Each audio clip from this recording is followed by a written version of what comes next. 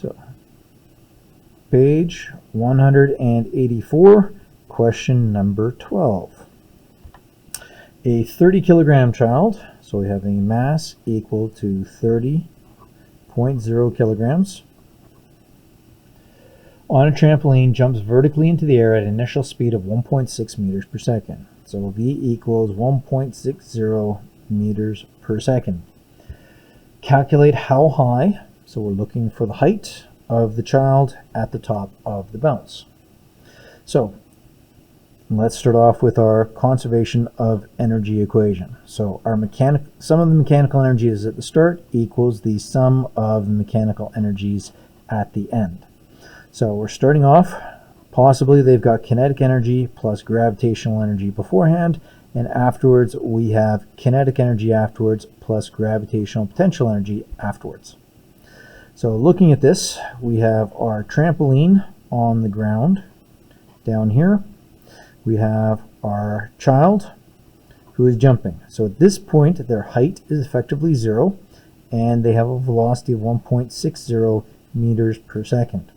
That child is going to fly up into the air, and when they do so, when they get up to their highest point, they're going to have a velocity of 0. They're going to go up into the air, pause just for the smallest fraction of a second, then come back down, and we are looking for the height at the top.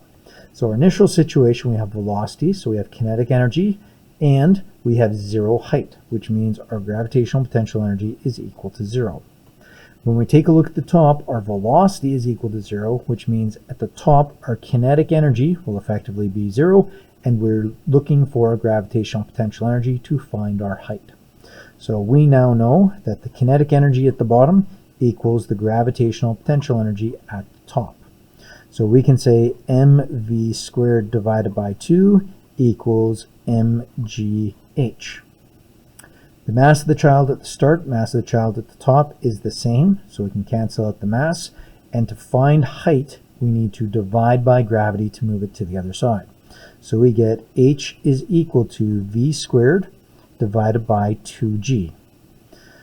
So h will equal 1.6 meters per second all squared divided by 2 times 9.81 meters per second squared. And that will give us our height. So we grab our trusty calculators and put that in. So we get 1.6 squared divided by 2 divided by 9.81, and we get a height of 1.30479,103 meters. 3 significant digits, so the 0 doesn't count. We keep the decimal 1, 3. The 4 does not cause the 0 to round up, so 0.130 meters.